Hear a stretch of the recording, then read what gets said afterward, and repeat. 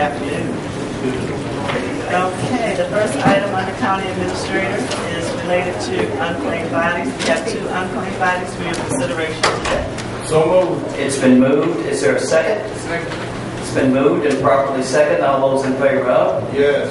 Opposed to? Motion passes. Okay. Next on the agenda, we have Mr. Dan Gibson, our risk management consultant, with 1 item for your consideration. Okay. I thought he retired. Came back in the second part. Well, you know, it's hard to quit folks that you really care about. and who have been really good to you over the years, and y'all been good to me. I will say for the record, some people may be a little confused. It is true that I'm not going to be handling the inmate medical aspect of the job, but I'm going to continue helping you with insurance. Okay. And I can see this morning that or this afternoon now, I thought I was about to join the unclaimed bodies list. I'm glad I handle insurance and leave the heavier, more weighty matters to you and the others. Okay. Because what I have for you this morning is a very simple issue. I'm sorry, this afternoon. We have a 2009 Ford Crown Victoria police cruiser that was severely damaged by hail. However, it is still drivable. The company wanted to total it. It was the desire of the county to retain it. And so we have to have your approval to accept a settlement on this vehicle and for the county to retain the vehicle at a cost of salvage value being $1,450. It's been moved. Is there a second? Second. It's been moved and properly second. All those in favor of? Yes. Opposed to? Motion passes. Thank you, Mr. President. Thank you, Mr. Gibson. We appreciate you. Mrs. Parker, continue. Excuse me, Mrs. Davis. I'm looking at Mrs. Parker. Okay. Next would be Mrs. Parker for personnel matters. However, there's none before you today. Thank you. The next item we have is a financial update from Malachi Financial Services. Okay. Thank you very much. Mr. Porter Bingham. Mr. Bingham, good afternoon. Good afternoon, Mr. President, Board. Thank you, Ms. Davis. You're welcome. I'm going to, this afternoon, just give you in your board package, we put for your review a list of recommendations that, that we made. And these recommendations are derived from one aspect of the engagement that we had was to do a fiscal gap study. And in that engagement requires for us to look at all the major operating funds, to model those funds using a 5-year historical audit and actual revenues and expenditures, qualify the county's structural fiscal gap or lack thereof. The deficiency of revenues versus projected expenditures with or without, what would happen with or without corrective action. And we're going to use this as a basis for establishing and the completion of the multi-year fiscal and financial and management plan that we've been engaged in. The assumptions that we used in this fiscal gap analysis is a 5-year projection model. It's based on annual appropriations for all departments, with the exception of the tax collector, the tax assessor, and the departments managed by the sheriff. For those departments, the listed these exceptions, we are using the year-end actual expenditures data as it was amended and or early established at the beginning of the budget process. The projection model used a 5-year trend analysis and was adjusted mostly to the county's benefit in the line items where there were anomalies in the 5-year trend. For example, a 5-year trend in the general county property insurance reflected about a 29% increase. Because this continued trend was not a likely trend, and this is an example of how we pull an anomaly out. And given that if that trend continued, the appropriation would be astronomical, so it would be tough to really rely on that data. So we would pull exceptions out like that. So rather than project a 29% increase year over year, we would project it for that year, and then we would normalize it. We would flatten it out. So over the past 5 years, the annual general fund appropriations have varied from a high of $60.25 million in 2009 to a low of approximately $54.9 million in 2012.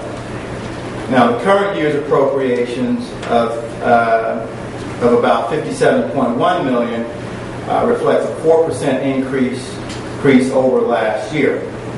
On the revenue side, the range has varied from as high as $59 million in 2009 to a low of $54.9 million last year. This has occurred with an annualized average reduction of about 1% over that 5-year period. Now, the biggest drivers in the appropriations increases are related to personnel expenses and contracts. This is what we see. The biggest drivers on the revenue reductions are reductions in collections, fees, fines, and funding from federal and state sources. So we model these assumptions against the county's revenue and expense statements, looking back 5 years, pushing forward 5 years after establishing our methodologies. And based on these assumptions, we project the following deficits over the next 5 years for Hinds County, provided no corrective action is taken. In 2014, we see a $4.3 million structural gap. In 2015, we see a $5.5 million deficit. In 2016, we see a $7.4 million deficit. In 2017, we see a $10.4 million deficit. And 2018, if no corrective action is taken and we continue to operate the balance, all sides of the balance sheet in its current mode, in 2018, we'll be looking at a $15.2 million deficit. Now, based on these trends, we eased over to the recommendation side of the equation, and this is what our recommendations were based on. So, based on these trends and these projections, we're recommending that the Board of Supervisors take the following rather immediate actions to stem the tide of these impending deficits.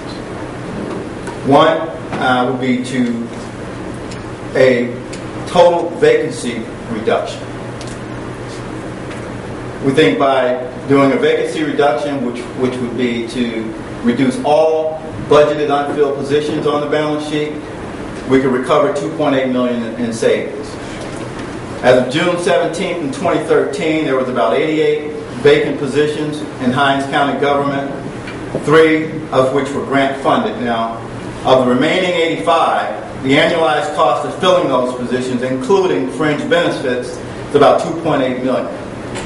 It's recommended that in addition to conducting a hiring freeze, which I believe is already in place, the Board of Supervisors takes action to eliminate all of the current vacancies from the budget and maintain those cuts throughout the 2013-2014 fiscal operating period. We're also recommending contracts reduction. A contracts reduction, based on the way we analyze it, will generate about $1.95 million in current savings. That's this budget year coming up, right? That's correct. Over the past 10 years, the county has managed to hold the line pretty much on increases in contractual spending. However, between 2011 and 2012, and 2012 and 2013, there was an 18% increase in appropriations for contractual services. So it's recommended that the appropriation for contractual services be reduced by 15% for 2013-2014, which will get us to this savings, allowing us to begin bring these projected deficits back into balance. Okay, I was just trying to get that to finish out, but you want to go ahead and ask some question now? Yes, what contracts are you recommending that the county alleviates? We have not looked at specific contracts, but when we say contractual reduction in contractual obligations, we are thinking generally across the board. Could you be more specific when you say generally across the board? Name specific contracts. What contracts are you recommending? If you have grass cutting contracts to financial advisory contracts, we're recommending a cut across the board of 18% in your contractual obligations as an initiative to help bring back $1.9 million to the balance sheet. Continue, please.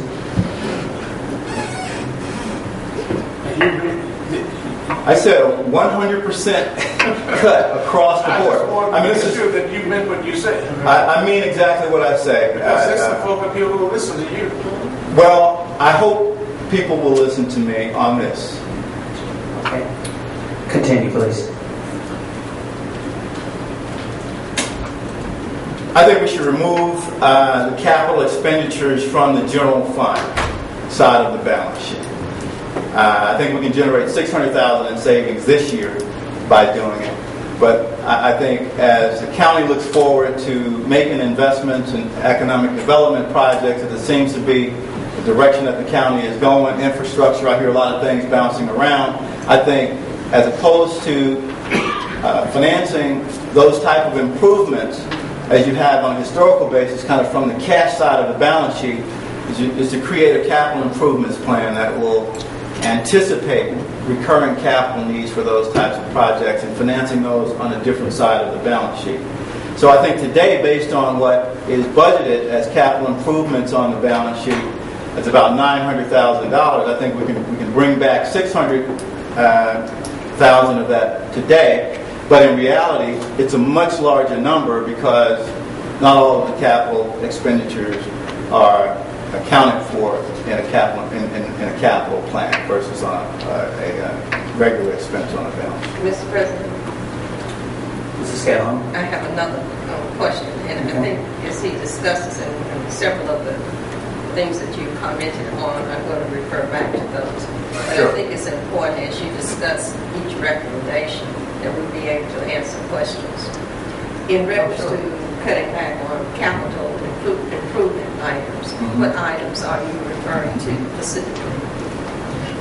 We have not narrowed down the specific capital improvement items that that make up this $600,000. We went at it from a percentage perspective in terms of a cut. I think it would have been very relevant if you had considered specific items, and let me explain why. We're not a private entity. We are a public government entity. We have such capital improvement items, such as being in compliance with all of the ADA requirements. That's the law. We're going to have to get into compliance and do the necessary things to our buildings that we're not in compliance as far as the ADA Act is. We have a jail that's about to crumble down on us.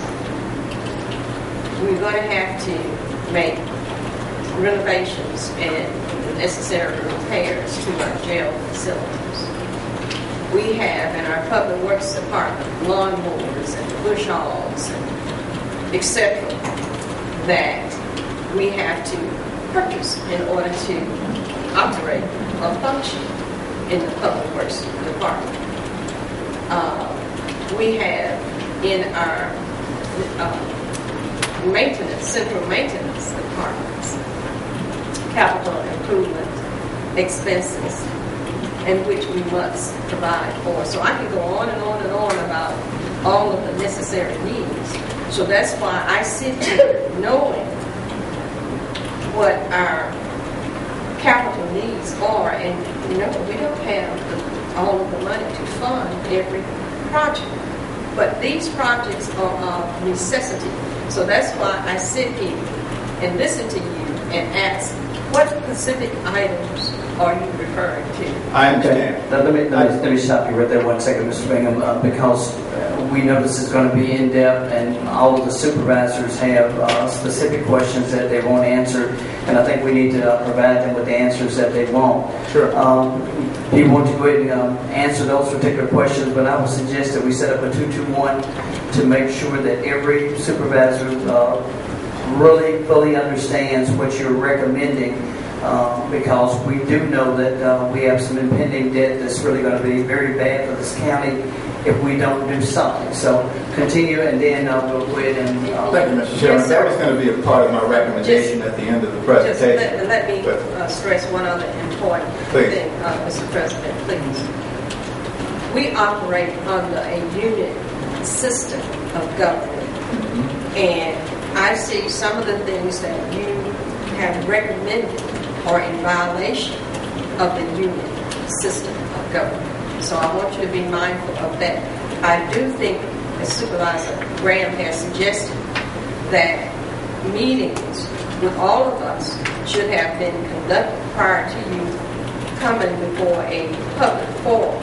I think as a matter of professional courtesy, you should have come to each and every one of us to say, okay, this is the information. This, you know how I read most of what's in this packet of information that you're giving me, or in this information. I sit here, right here this morning, but I should have been paying attention. My total attention should have been focused. But I was sitting here scanning the information that was presented because I had not seen the information prior to this morning. So I went back and looked at my cell phone to see if the county administrator had forwarded this information to me. Yes, she did around 5:17 or 5:30 p.m. on a Friday, which I did not refer back to my cell phone. And that information was forwarded. But you can't read all of this information even from a cell phone, email it or something, but anyway. So I don't think this board has been given an ample opportunity to dialogue with the recommendations that you're making. Also think that your company has not fully taken the time to sit down to find out how it is that we operate. Information that I did read that was presented early on from as a matter of fact, I asked the county administrator for that information. It was information that was totally retrieved from our comptroller's office. And the staff from the comptroller's office provided the 10-year projections that you were referring to. And there were a list of questions. I don't know where else to get your audit financials from, really.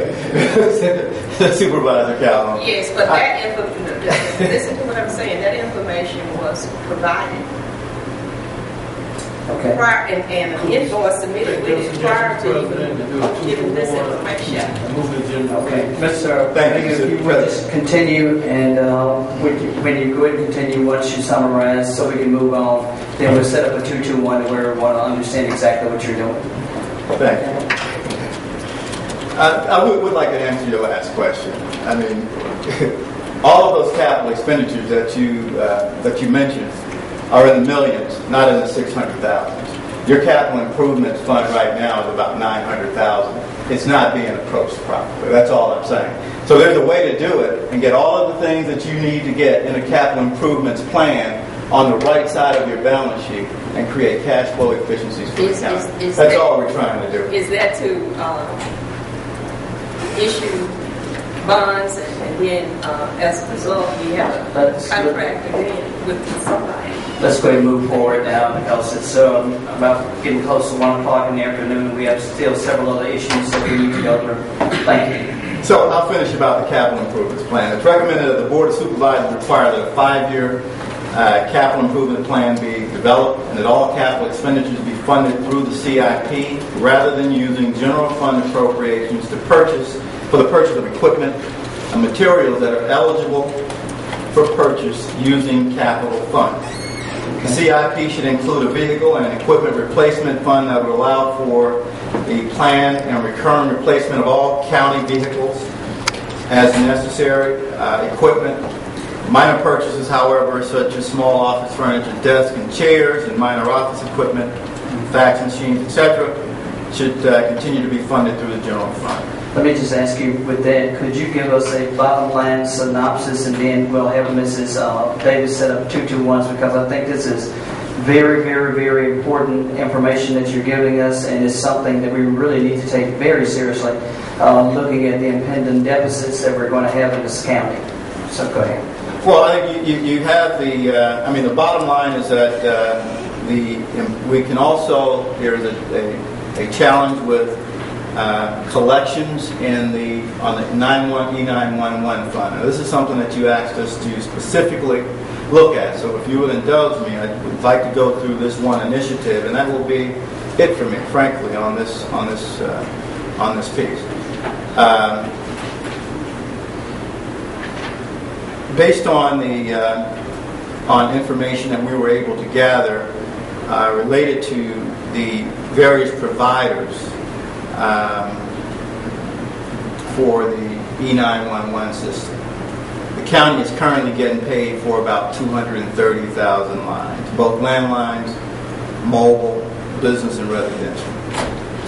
Based on the FCC records, however, there should be a total of about 800,000 lines being paid, landline and mobile primarily, but some business and residential. The landlines alone, the county is being paid approximately 71,000 landlines. However, according to the FCC data, the county should be getting paid on roughly 200,000 landlines. So this means that conservatively, the county should be generating an additional $200,000 per month, which would increase the county's landline revenue by about $2.4 million per year. So this estimate assumes ongoing collections, obviously, for the landlines that are on record with the FCC. Does not include the opportunity for one-time revenue that could be generated by collecting these fees that are past due, that are owed to the county, which we estimate to be a one-time revenue opportunity of about $4.8 million. And aggressive collections, we think, in the E911 fees overall could generate about $7.2 million for the county. That concludes my report for today. Okay. I appreciate your time. Thank you very much. We have one last question from Ms. Calhoun, then we're going to move on. Why is it you say that we're not reaping all of the benefits of total collections from the E911 landline Correct. funds? Yes. Why is it that those collections have not been turned over to governments? Because if that is happening, or if that is the case for Hinds County, that's the case for all of the counties in the state of Mississippi. So what is the problem with the collections not being turned over to Hinds County? Well, I don't know what the what the problem is on a national basis, but there are a lot of different reasons why these lines aren't accounted for. You might move phone lines, in an office building, and those lines, or you might add to a platform that you had, and for some reason those connections slip through the cracks. But we compare the FCC data to the data that you have, and if the FCC has a line terminated and you don't have it terminated on your record, then it means that you're owed for that particular line. There are many different reasons why these lines may or may not terminate and really match up with each other at those termination points for the record. I don't know who, the phone company might send you a bill that's incorrect. I mean, is there a system for auditing it on a monthly basis or reconciling it? It's a very difficult thing to do. But it happens all over the country, and we're familiar with counties that, this has happened with, and they have been able to go out and recover a very substantial portion of that revenue that they've missed over the past year. Okay, let Mr. Mr. Hunter, he has a question, and we've been over this, and then we'll go and set up 221s. Okay. My question is, how will we go about being aggressive in collecting these 911 bills? Well, I think we could just turn up the heat on the vendors. I mean, there is a lot of precedence out there for this type of underperformance on behalf of the RBOCs or the telcos. We have had experience with a number of them. The larger companies, once you can prove to them that there are inconsistencies, they tend to come to the table pretty quickly. Then the companies that fall below, the top tier companies, sometimes you have to execute a collection process that might involve your county attorney, and with some more aggressive collection efforts, and outside agencies go after this stuff.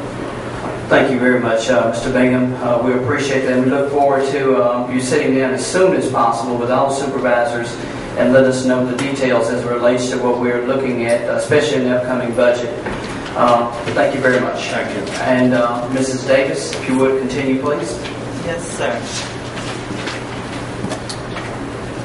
Next on your agenda, as we annually do, I request approval to purchase an ad for the Mississippi Association of Supervisors magazine. The ad will be placed in the 6th annual issue, beginning with the September-October 2013 issue. The deadline for such ad is August 15th. Okay, what's the pleasure of the board? It's been moved. Is there a second? It's been moved and Mr. Stokes. Well, it's been customary that the board will get half page, but that's certainly, if you wish to do a whole page, do a whole page. It seems like right there. Okay. We can do, would you check the pricing for the full page ad? We'll give her authority if it's not too high, and she can go ahead and sit down. Okay. Okay. All right. All those in favor of? Yeah, it is. Opposed to?